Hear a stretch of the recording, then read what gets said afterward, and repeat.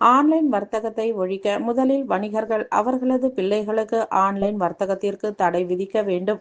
தேர்தல் நேரத்தில் அனுமதிக்கப்பட்ட 50,000 ரொக்கத்தை 2 லட்சமாக உயர்த்த வேண்டும். விக்ரமராஜா பேட்டி.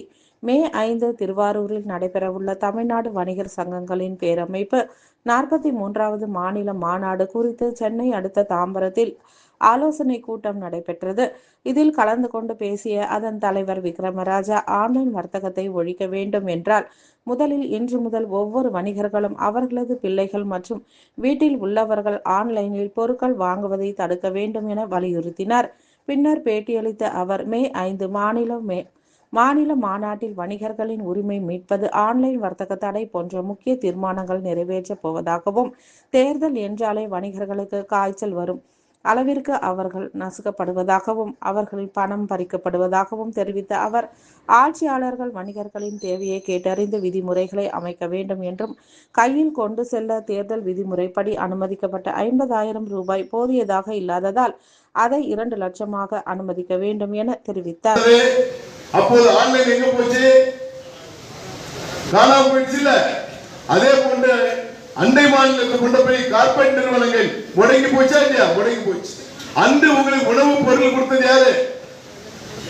உங்க ஊர்ல இருக்கின்ற சாமானிய வணிகர்கள் தான் உங்களுக்கு பொருள் கொடுத்தாங்க. அப்போ நாமெல்லாம் படிச்சிருக்கிறோம். இந்த படிப்புக்கு யார் காரணம்? உங்க பொண்ணு படிப்புக்கு யார் காரணம்? நீங்க என்ன கடை வச்சிருக்கீங்க? உங்க வியாபாரத்தை சம்பாதிச்சாலும் பிள்ளை படிக்க வச்சு ஸ்கூலுக்கு அனுப்பிச்சிருவீங்க. ஸ்கூலுக்கு போயிட்டாலும் கல்லூரி போறா. கல்லூரி போனவங்க தான் டிகிரி வாங்க முடியுது. அதுக்கு யார் காரணம்? அந்த மளிகை கடை தான் பேசிக் நமக்கு காரணம். கடைக்கால் போட்டது மளிகை கடை. ஆனா அந்த கடைக்கு ஆன்லைன் மூலமாக ஆபத்து ஏற்படுகிறது என்று சொன்னால், நான் இந்த அளவுக்கு படிக்க என் தகப்பனார் வைத்திருக்கிறேன் என்று சொன்னால் அந்த தொழிலுக்கே ஆபத்து வருகிறது. ஆகவே ஆன்லைன் பொருளை நான் புறக்கணிக்கிறேன் என்று ஒரு பிரிச்சன் போட்டு சொன்னா, அங்க இருக்கிற 35 பிள்ளைகள் இருப்பாங்க. 35 பேர்ல ஒரு 10 பேர் நீ சொல்றது நியாயம் தான், நான் இன்னும் ஆன்லைன்ல வாங்க மாட்டேன்னு சொன்னா அந்த 10 பேர் 100 ஆகும், 100 1000 ஆகும், 1000 10,000 ஆகும், லட்சம் ஆகும். ஆகுமா இல்லையா? அப்ப நமக்கு எல்லாம் விழிப்புணர்வு இருக்கா இல்லையா?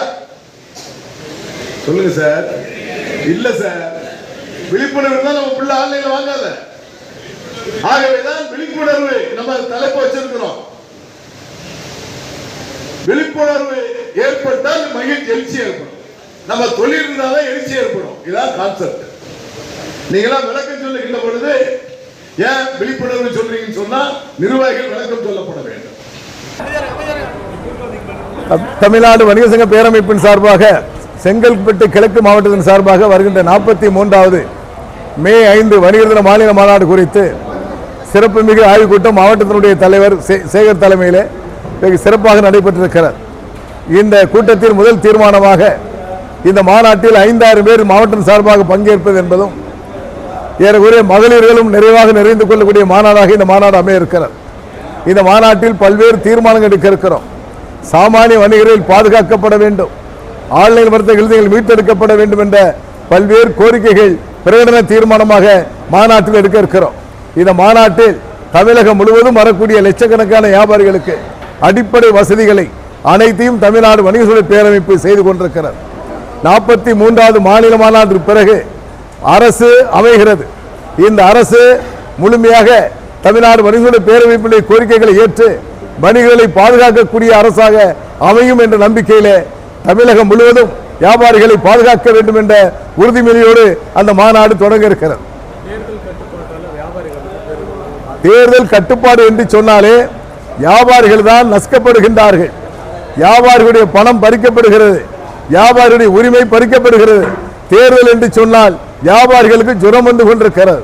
இதை தேர்தல் அதிகாரிகள் எங்களை ஆட்சியாளர் கூட்டத்திலே வியாபாரிகளுக்கு என்னென்ன வேண்டும் என்பதை கேட்டு தெரிந்து அதற்கு தகுந்தபால் சட்ட விதிகளை மாற்றம் செய்யப்பட வேண்டும். அதே போன்று 50,000 ரூபாய் பணம் என்பது கடந்த காலத்தில் இருந்த நிலைப்பாடு. இப்போது இருக்கின்ற விலைவாசிக்கு 50,000 ரூபாய் துளியரும் போதாது, குறைந்தபட்சம் 2 லட்சமாக கொண்டு போகக்கூடிய வாய்ப்பை தர வேண்டும் என்பதை தமிழ்நாடு வணிக சங்க பேரமைப்பு அழுத்தமாக தெரிவித்துக் கொள்கிறது. நன்றி.